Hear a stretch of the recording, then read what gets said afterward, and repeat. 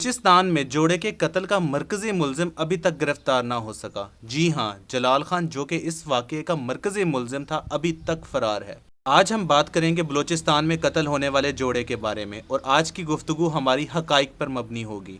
کہانی کچھ اس طرح ہے کہ 19 جولائی کو ایک ویڈیو وائرل ہوتی ہے۔ اس ویڈیو میں دیکھا جا سکتا ہے کہ قبائلی لوگ ایک ویران جگہ میں جا کے ایک مرد اور عورت کو گولیاں مار رہے ہیں۔ اس کہانی کے متعلق یہ بتایا جا رہا تھا کہ ان دونوں کا نام زرق اور شیتل ہے، اور ان لوگوں کو اس لیے مارا جا رہا ہے کہ انہوں نے پسند کی شادی کی ہے۔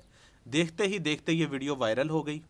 ویڈیو کے وائرل ہونے کے بعد چیف جسٹس آف بلوچستان نے اس واقعے کا نوٹس لیا۔ انہوں نے آئی جی بلوچستان اور چیف سیکرٹری کو طلب کیا اور ان سے رپورٹ مانگی۔ بلوچستان کی ڈائریکشن پہ اس کیس کو تھانہ ہنا اڑک میں رجسٹر کیا جاتا ہے۔ نوید اختر ایس آئی ہیں جو کہ اس کیس کو رجسٹر کرتے ہیں۔ اس کے بعد وہ دگاڑی کا وزٹ کرتے ہیں۔ وہاں جا کے لوگوں سے وہ انویسٹیگیشن کرتے ہیں کہ شیتل اور زرق نامی جوڑے کا قتل ہوا ہے، کیا اس کے بارے میں آپ لوگوں کو معلوم ہے؟ وہاں کے لوگ اس معاملے میں لا تعلقی کا اظہار کرتے ہیں۔ حال بتا وہ لوگ یہ بتاتے ہیں کہ احسان اللہ اور بانو نامی ایک جوڑا تھا جس کو عید سے 3 دن قبل قتل کیا گیا تھا۔ وہ سنجیدی کے علاقے میں قتل ہوئے تھے، تو یہ لوگ وہاں سے پھر سنجیدی چلے جاتے ہیں۔ وہاں جا کے انفارمیشن گیدر کرتے ہیں، تو وہاں جا کے انہیں پتہ لگتا ہے کہ جو جوڑا تھا اس کا نام شیتل اور زرق نہیں، احسان اللہ اور بانو ہے۔ ان کی قبروں کو وہ دیکھتے ہیں، آئیڈینٹیفائی کرتے ہیں۔ بانو کی جو قبر ہے وہ کول مائن قبرستان میں دریافت ہوتی ہے، اور جو احسان اللہ کی قبر ہے وہ سنجیدی قبرستان میں دریافت ہوتی ہے۔ اس کے بعد یہ لوگ واپس آ کے رپورٹ فائنل کرتے ہیں۔ جب یہ لوگ وہاں وزٹ کر رہے ہوتے ہیں تو لوگ ان پہ پتھراؤ وغیرہ کرتے ہیں، کافی برا سلوک کرتے ہیں۔ معاملے کی نوعیت دیکھتے ہوئے اس معاملے کو سیریس انویسٹیگیشن ونگ میں ٹرانسفر کر دیا جاتا ہے۔ سیریس انویسٹیگیشن ونگ کی طرف سے جاوید بزدار کو اس کیس پہ مامور کیا جاتا ہے۔ جاوید بزدار کی ٹیم وہاں چھاپے مارتی ہے اور 12 لوگوں کو گرفتار کرتی ہے، جس میں اس علاقے کا قبائلی سردار شیرباز خان بھی شامل ہوتا ہے۔ خیر، ان لوگوں کو گرفتار کر کے مجسٹریٹ کے سامنے پیش کیا جاتا ہے۔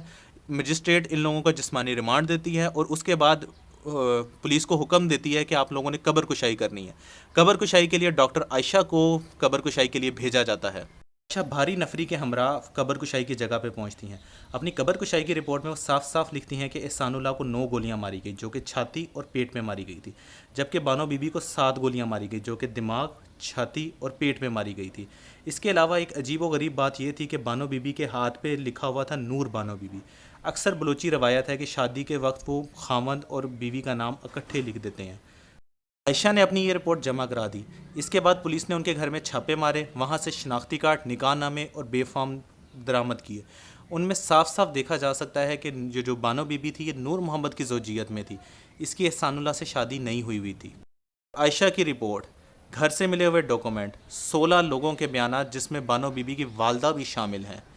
اس کے علاوہ سید صبور آغا جو کہ سیریس انویسٹیگیشن ونگ کے چیف ہیں، اس کے علاوہ نوید اختر ایس آئی، ان سارے لوگوں کی رپورٹ یہی بتاتی ہے کہ جو بانو بی بی ہیں یہ پہلے شادی شدہ میڈیا پہ یہ خبریں چل رہی اصل کہانی ہیں جو کہ یہ شاید نیولی میرڈ کپل تھے، نظر میں they were سامنے not آئی ہے newly وہ married یہ تھی couple. کہ بانو بی بی پہلے سے شادی شدہ تھی۔ اس کی شادی کو 22 سال ہو چکے تھے، 5 بچے تھے اس کے۔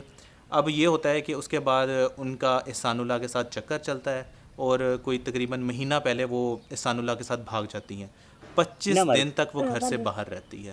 اس کے بعد احسان اللہ اسے چھوڑ کے چلا جاتا ہے، تو وہ اپنے گھر والوں سے کانٹیکٹ کرتی ہے اور معافی مانگتی ہے۔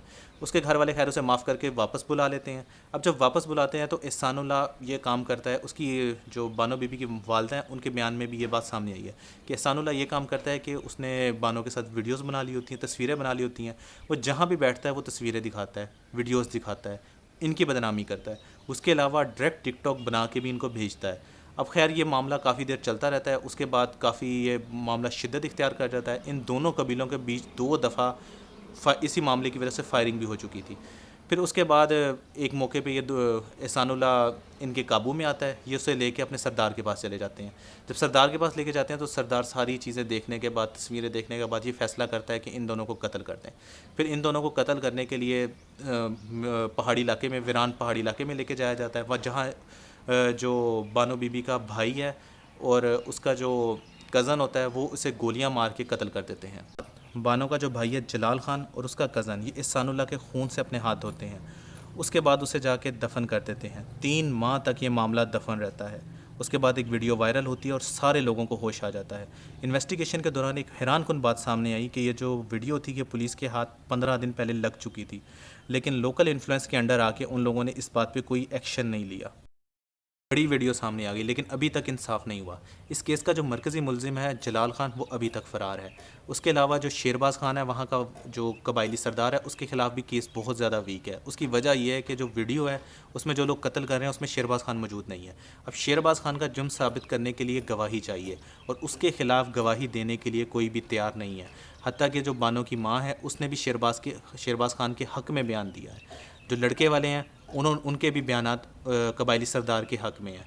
اب کوئی بھی بندہ اس کے خلاف گواہی دینے کے لیے تیار نہیں ہے۔